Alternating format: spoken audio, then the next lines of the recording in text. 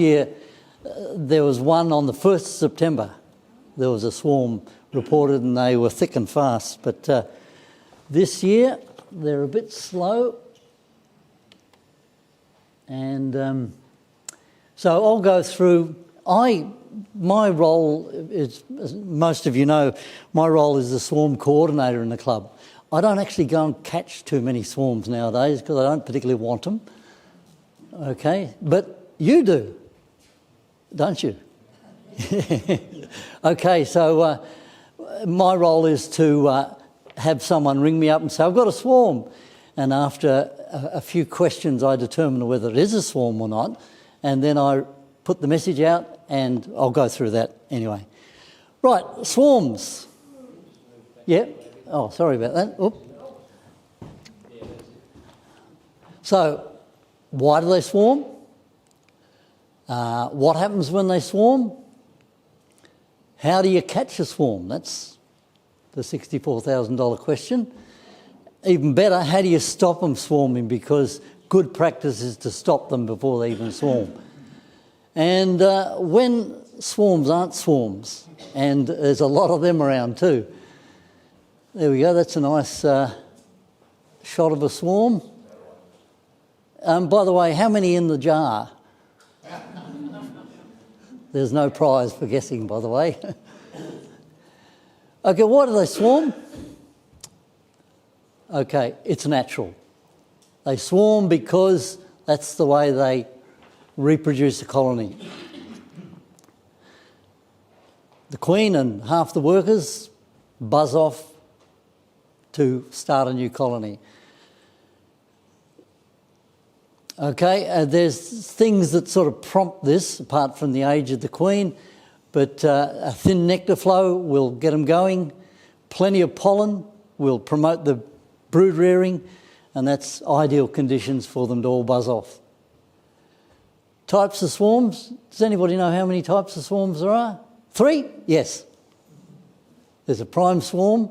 That's the one that buzzes off and leaves your hive 3/4 empty. There's a secondary swarm, which is after you think you've lost them all, you haven't, because the new queen buzzes off and takes a few more with her. And there's the absconding swarm, they call it. That's when something's really quite wrong with maybe the tree's fallen over, or there's not enough food, or there's some sort of disease in there. And that's not a very good swarm, especially if you catch it and put it with the rest of your bees. What happens when they swarm? They cluster onto a shrub. I think that was in my backyard. You can see them right there. Oh, I don't know. You can see them hanging like a bunch of grapes right there. They can get onto a tree branch, and this is pretty phenomenal sort of tree branch. Or that one, and that one's a bit dark, but you can see it's probably even bigger than the other one. Or they can be on a fence post. And these are actually fence posts that I think I may have collected from. And they're really easy to get off fence posts. Primary and absconding swarms, they take off and land very close to where they've taken off. Probably because the poor old queen's a little bit getting on in years. Secondary swarms with the young virgin queen, they fly a lot longer, and often they'll cluster up higher in the trees. And whilst they're hanging on the branch there or hanging on a wall or whatever, they've got a couple of people workers out there looking for a suitable home, hopefully not your home. Okay, at times they can't find a nice little hole, so they just set up on the outside. And it does occasionally happen, and there's 2 examples of it. How to collect a swarm. Here we are. There's a couple of different focuses or a couple of different points to point out about collecting swarms people don't understand swarms of bees. They think they're really dangerous. They take off like rockets. Really, swarms of bees are not that dangerous, well, you know that. The possibility of getting stung by a swarm is pretty low. Why might you want to collect it? You might want to increase your hives. You might want to help the public by helping out by collecting it so that people don't panic a bit. There is a health and safety risk, and the obvious one is bee stings, especially for people who are anaphylactic. There's the general rule is, though, as I mentioned, they're pretty docile, they're full of honey, they're loaded up to get to their new home, and but keep an eye on this general rule in that if they cluster for more than a couple of days, because they haven't found a nice hole to tuck away in, they will be a bit aggressive. Another health and safety risk is that they can sometimes carry diseases. And the obvious thing is that when you collect a hive like this is to make sure you quarantine it. Just stick it away from the rest of your hives. Maybe if you have another property a couple of 4 or 5 kilometres away, stick it there. During that time too, just double check it as much as possible. Check to see that the bees aren't, the frames haven't got any disease on them, and the bees themselves are disease-free. And of course, it goes without saying, that's why I put it in red, just in case people are colourblind, report it. More health and safety hazards, and this one concerns potentially your pocket. Okay, make sure that if you're going onto someone's private property, you're actually been invited. If you see a swarm of bees heading off on someone's property, don't just go barging down the front, down the side of the paddock, because they may not want you there. Okay, and if you have to cut a branch or something, which frequently you do, just get a bit of permission. Most people are more than happy to let you take them away. Anyway, all they want to do is get the bees out of the place. So cutting off a small branch or two, they generally won't worry about it. Public safety-wise, if you just have yourself a very simple sign, it doesn't have to be this one, but it has to clearly say bees and stay clear. Okay, it could have anything, but that's very simple. Whack that up, your chances of anybody suing you are reduced considerably. Now, this is a suggested procedure. By the way, I do have a handout on this, so you don't have to take notes, okay? It's a handout that is from the New South Wales Ag Department, so and it's a pretty good one, so that's why I printed it off. Preparing the catching box. An old brood box is really good for this. Why? Because it's really nice and smelly. It smells like home. Okay, make sure it's an old brood box that you had disease-free bees in, obviously. Some nice disease-free combs, a couple of frames of foundation. So when you get to the clump of bees, smoke them a little bit. Okay, if they're on a fence post or what have you, just get your scraper and your brush and brush them into the box that's been placed just underneath. Now this needs a click. Oh, I'll do it if you like. There you go. If they're on a branch, and you might not be able to see that, it's just about there, right there. If they're on a branch, thanks, mate. Yep, you can click away. This was in my backyard, actually. There you are. You can see them a bit easier there. What you need to do is either cut that branch off and lower it into a box just down there, or bend it down so it's close enough to the box which you've possibly put on a table. And let's see if we can go further there. Now, did I? I'm going to trip on that, aren't I? There we go. Now, if what you do is once you put them in the box, you sit down and watch them, because if you haven't got the queen there, this is what happens. Watch the direction they're all going. They're not going out by ones or twos, they're going out by 10s and 20s. In fact, I dumped them in there. That wasn't that one from the tree, by the way. I dumped them in there, and within 5 minutes, the whole lot had gone. So they do. So watch them for 30 minutes.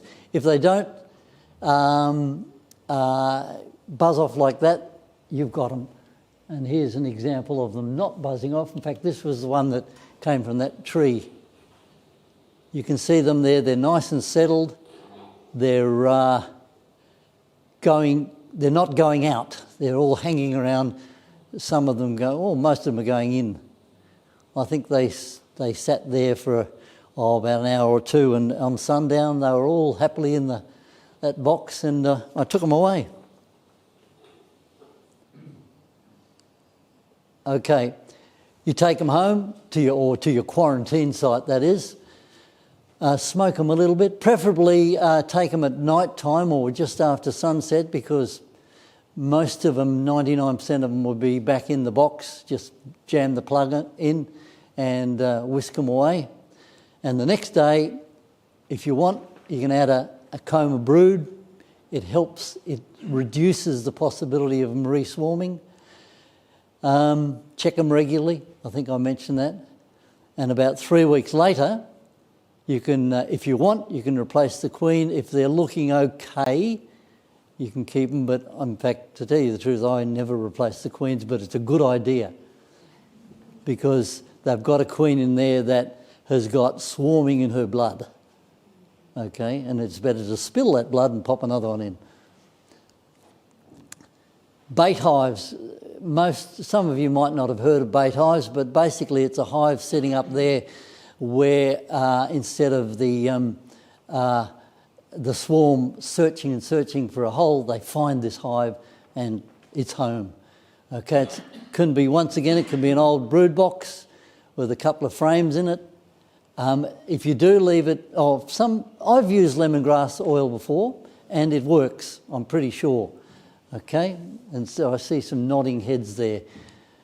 You can put it up high on a roof. I think the last one I caught was sitting on a couple of boxes in my garage. Wasn't supposed to be a bait hive, but it ended up being one. And if you do put one out though, unless the bees get into it fairly soon, it may get wax moth in it. So it's a good idea just to check it every week or so to see the wax moth's not in there. And if it is, I would suggest you just grab the frame out, whack it in the freezer and swap it with a wax moth-free frame. Now, swarm on a tree branch. You can get them down where you can reach them quite easy. You can get them down where you need a ladder to get them, or you can get them down where the branch is too high up, maybe a virgin secondary swarm. On the ground, they're pretty easy. Just whack the box under, shake it, cluster all falls in the box, whack the lid on, smoke it a little bit just to quieten them down just in case, and leave it there and away they go. Once again, make sure, unless it's on your property, make sure you've got permission to cut branches or if you need to. Now, within reach of a ladder, you can be careful. You don't bother taking your whole box up there. A bucket or something light is good enough. As long as you can dump those bees into the bucket with the lid on, and you've got the queen, hopefully, then it's a matter of doing that, taking them down and shaking them in the box, and away you go again. Now, when the branch is too high, and I'm going to get Graham to come up and show you his wonderful little device up here. There's a couple of things you can do. You can either use what Graham's going to show you and tell you a bit about in a moment, or you can throw a rope over it and pull it down enough slowly to get it within reach. Okay, and if you can get it within reach, then you can go through the whole procedure of dumping them into your box. Okay, or alternatively, you use one of these things that Graham's got. And there's some more equipment there for collecting more the swarms that are not swarms, but they can be used on swarms. Anyway, the approach of setting up your bees so they don't swarm, that's where you want to go. Okay, and then it saves you all the problem of someone else pinching your bees because they've swarmed. By the way, once they're swarmed, they're not your bees anymore. Okay, look for the signs. Look for the queen cells that are sitting on the lower edge of the comb, or queen cells, well, they not only on the lower edge. This one's a really difficult one, but I put it there. The queen reduces in size, obviously, because she's getting match fit and ready to fly off. But how do you work that one out? Okay. Anyway, I thought I'd put it there just for the keen. Yep. Just a note on that. I thought I would be clever one time, and I actually put a queen excluder between two boxes. Swarming on top, thinking, well, that's good. If the queens sort of can't get out of the top box, yeah, the swarm will stay with her. Skinny queen. Skinny queen. Yeah, there you go. So next time I caught them, I didn't bother about the queen excluder, but I did put in some lemongrass. And then they stayed. And then they stayed. Pete? I don't know if you'd actually see and observe it on a frame when you're looking at a frame, but the other bees, before they swarm, they jostle the queen around a lot. Oh, okay. They're active and keep her walking to trim her up a bit. Is that what they do? Yeah, so I'm not sure if you can observe that. Give her a little workout. Okay, they'll start clustering in front of the hive rather than, the usual out and back and what have you. They'll start hanging around in a sort of a cloud. It's overcrowded with worker bees. Older queens are more likely to swarm than younger queens. Okay, so the older your queen is, if you haven't changed your queen for 3 years, you're probably going to miss it. If you haven't changed your queen for 2 years, there's a high chance.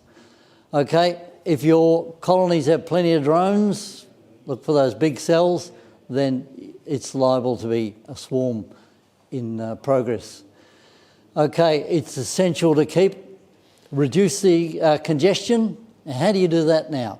This is one way, remove the frames of sealed brood, put them in weaker hives. We're assuming everything is pretty healthy, by the way, and disease-free. Replace them with foundation. Okay, transfer brood from the bottom to the top with a queen excluder in the middle. Okay, the queen is forced to lay some more eggs. Remove frames of honey, replace them with brood. Okay, and you can move them to if you know of a good honey flow around, nectar gets the bees busy. You can, and I've only read this one, I haven't done this one.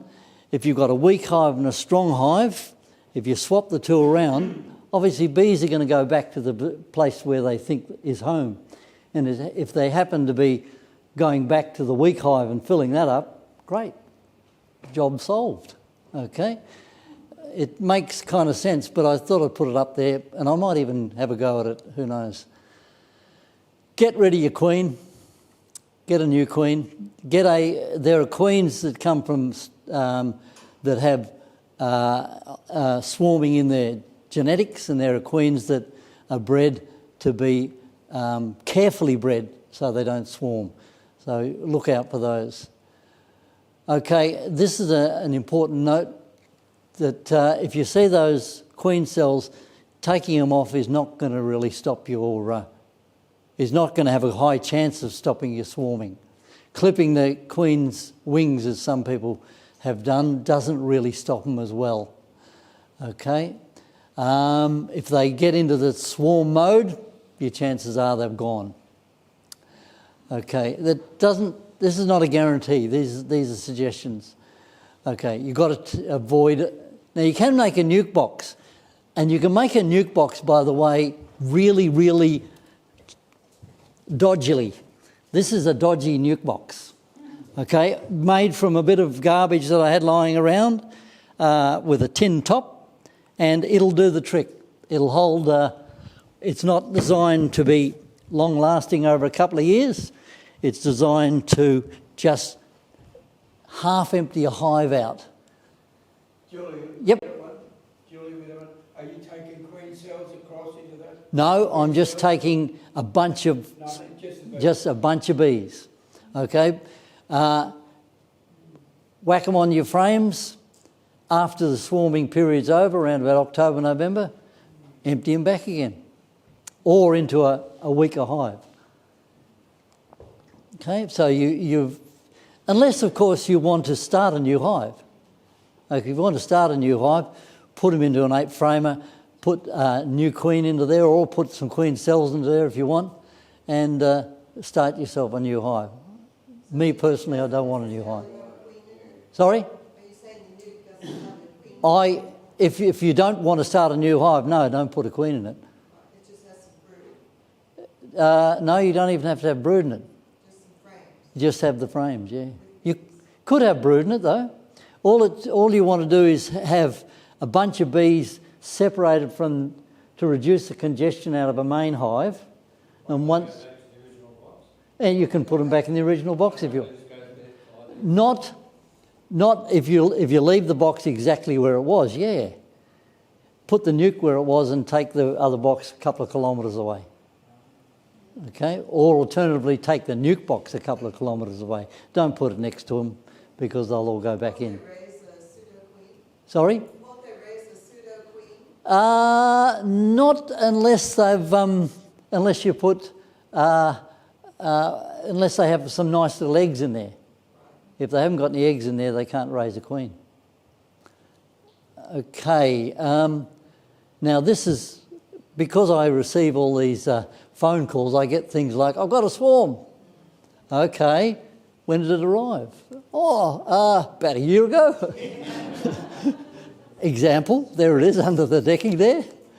A couple of months ago, it's settled in the roof. Yeah, okay.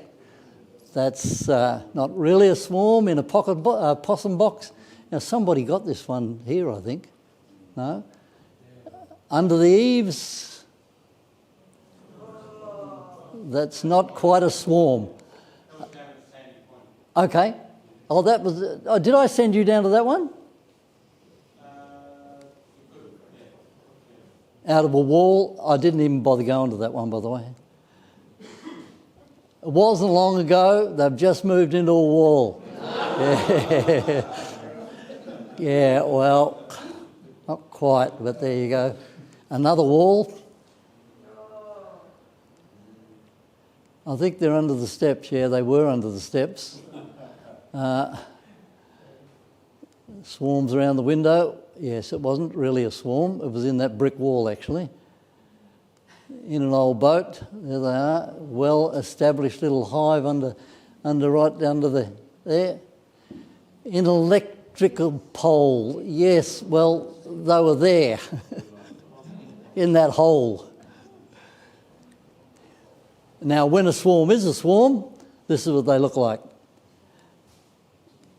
On a fence, under a park seat. Now, who gave me this one? Somebody gave me this one. That's a beauty, isn't it? On another fence, on the ground. They really were tired, that lot. Coming by post. In a gutter. Now, that was the one you picked up, was Corumburra. Was it yours, was it? No, it was Peter. Yeah, that was your Corumburra one. Because I remember what Peter did, he put the box down in front and put a little stick into the door, and they all ran up the stick. and under a table. That's a decent size. That was in Wonthaggi, I think. Now, I've got a swarm list, okay? All you need to do is tell me that you want to be on it and nominate your collection zone. And here we are, here's South Gippsland, and you can see if you live in Leongatha, your collection zone is 2C, but if you want to collect in 2D and 2B and whatever, if you want to collect over the whole of Gippsland, just tell me everything, okay? So what you need to do is come to me, say, I want to collect, I only really want to collect in, I don't know, I live up at Merbau East, so it'll be 2E, okay? When I'm contacted, I was telling you this before, I take the details, I ask them to send me a photo, because that way, if I can see if they're bullshitting or not, I put the area of the, like 2C, and I send it to all the people who are nominated to be 2C, and you get a text. Now, it'll be the first person that gets back to me that gets it. If I haven't got anybody after half an hour, I sometimes send it again and just keep harassing you until I get somebody. That's right. When you do contact me, I tell you the contact details and away we go. Now, there is an apiary code of practice, but probably it was all set out by all of these particular organisations, and it says about hiving swarms that you must take responsibility. But keep in mind, you know, once bees are floating around, nobody knows where they've come from. So, but it's the intent is to look after your hives and capture any swarm that you see. Okay, so that's the intent. Please capture swarms. Now, feral swarms, it also encourages you to make yourself available for collection of accessible feral swarms. Keep in mind, swarm and a hive are different. Well, that's just saying that there is a list up there, but you're the list and I'm the collector of that. So good luck. And now this is a swarm collector.